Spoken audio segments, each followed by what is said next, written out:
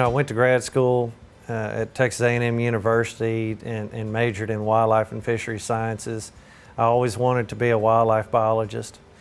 Just kind of word of mouth, heard about a job here with Temple Inland at that time at Scrappin Valley as a wildlife biologist, and came and met the managers and the guys involved with this operation, and won an interview just by visiting with the folks, and I guess I was able to impress them enough during the interview to hire me, and 13 years later, I'm still involved with this operation as an acting wildlife biologist, but also as more of a manager and a facilitator between the two operations. We have another operation, also Boggy Slough, and so I manage both of those operations.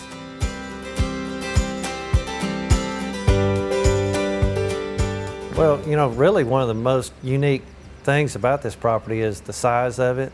It's almost 11,300 contiguous acres.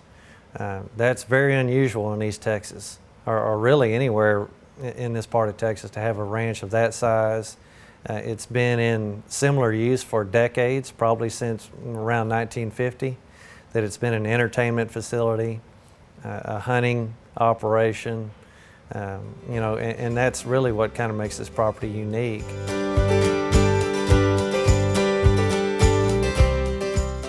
Another unique trait is it really has a mature stand of pine forest on it. A lot of the pine forests in eastern Texas are industrial forest lands. They're managed in a more intensive way, whereas this forest is managed in a real conservative fashion. And when I say mature and over mature in pine species, we're talking about 80 to 120-year-old pines. So really, depending on how you define it, it can be considered virgin old-growth pine forest. We sit right in the middle of a large ecological region called the Longleaf Ridge. And what Longleaf Ridge is a band of deep sandy soils in eastern Texas that has been identified as high conservation value. Longleaf pine is a native pine species, yellow pine species, that was here in this part of Texas at the turn of the century. When we were doing a lot of harvesting, around the early 1900s, this was almost all or exclusively longleaf pine, grassland savannas, a lot like it was 200 or 300 years ago. And this property is still managed to a certain extent in that way.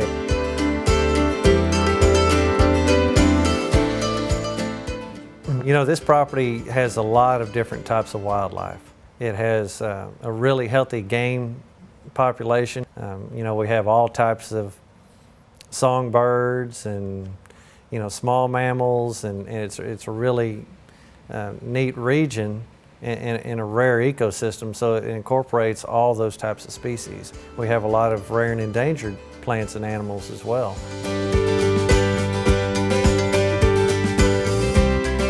One of the main endangered species that we have on the property are red-cockaded woodpeckers. It's really a small, woodpecker. It really doesn't stand out. It's not the big red-headed woodpecker that most people think it is. It's a 3 to 4 inch, woodpecker that is unique because it's the only woodpecker that lives and creates its cavities in a living pine tree.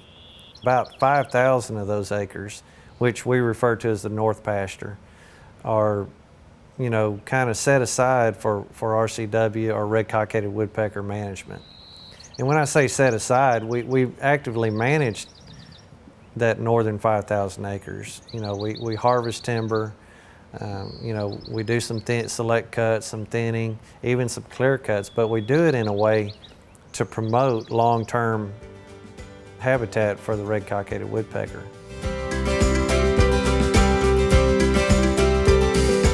A lot of people confuse conserve and preserve with no touch or wilderness. Well, where we actually manage the property to improve those habitats and restore ecosystems. We've restored a lot of longleaf pine. I mentioned the prescribed burning. We actually manage the forest, and in the long run, that's better for all species.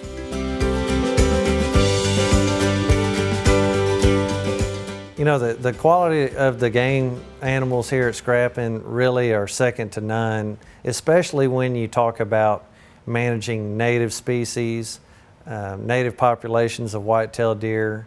We do have a good population of wild bobwhite quail, but we don't necessarily hunt those. We do a propagated quail hunt. So you know, we do that because in order to keep up with the demand, we have to release quail.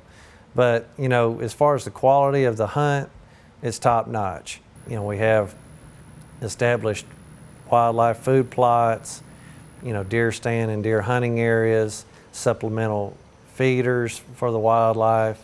You know, it's just, you know, it's really a lot of time and effort put into the property to make it what it is.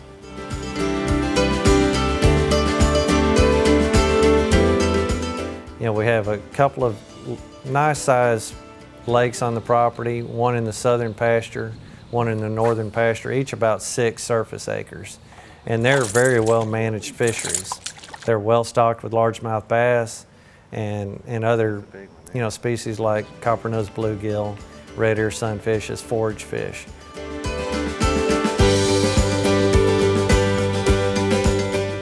We have a great road system. The infrastructure here is really amazing. We have about 35 miles of primary roads. A lot of those were constructed through oil and gas exploration, so they're good rock-based roads. We maintain them very well each year. We hire contractors to come in and maintain the roads on the property.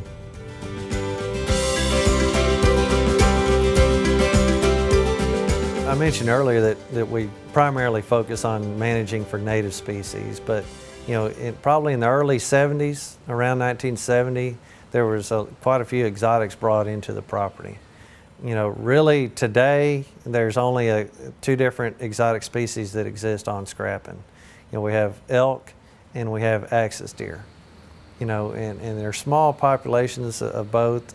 You know, the axis deer are really more of a, I don't want to say tame because they're not tame, but they're somewhat domesticated Asian deer that were brought in the early 70s, released around the lodge compound, and they still kind of remain and sustain around the lodge compound.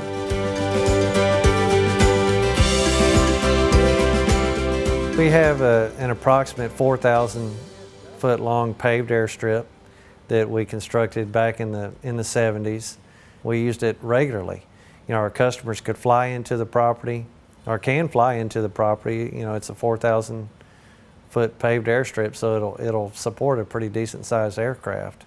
You know, so probably, you know, turboprops and King Air type aircraft can have no problem landing on the property. So that's really special. We could pick them up at the airstrip in the Suburban, give them a nice tour of the property on the way to the lodge, and be here in 15 minutes.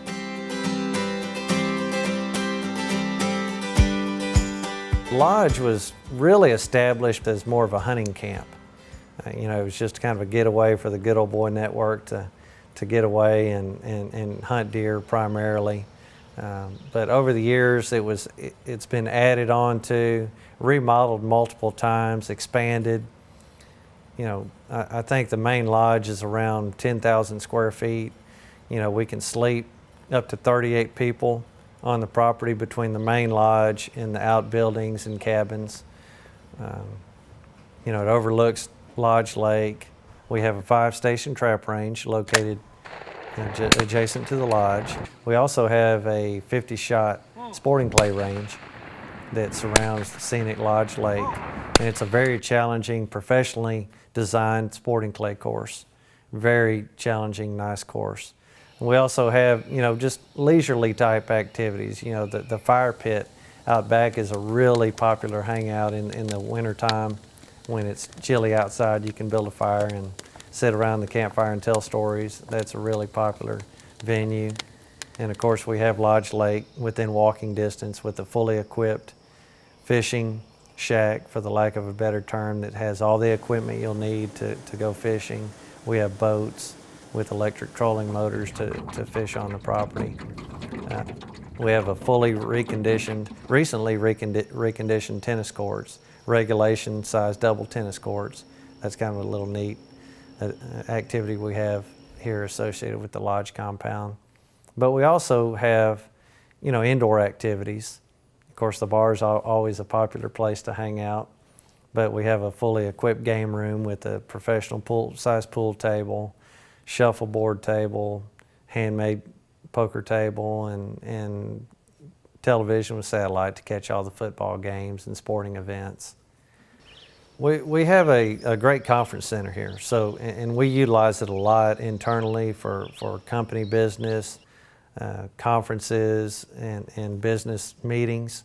It has all the audio-visual stuff that you would need for a business meeting, presentations, large drop-down screen, all the flip charts, plenty of seating and tables for board meetings. It's a great meeting facility because you can meet and then have recreation afterwards.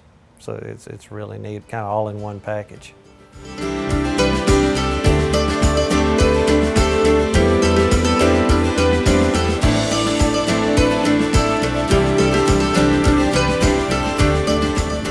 Really foster a lot of great relationships with our customers by bringing them to the facility, entertaining them, building that network and creating friendships. We get a lot of customers that have never been hunting, never been fishing, never handled a firearm, and they're the most fun for us because it's like introducing a child to something that you love, and that's really the neatest part about the outdoors and why so many people are drawn to it.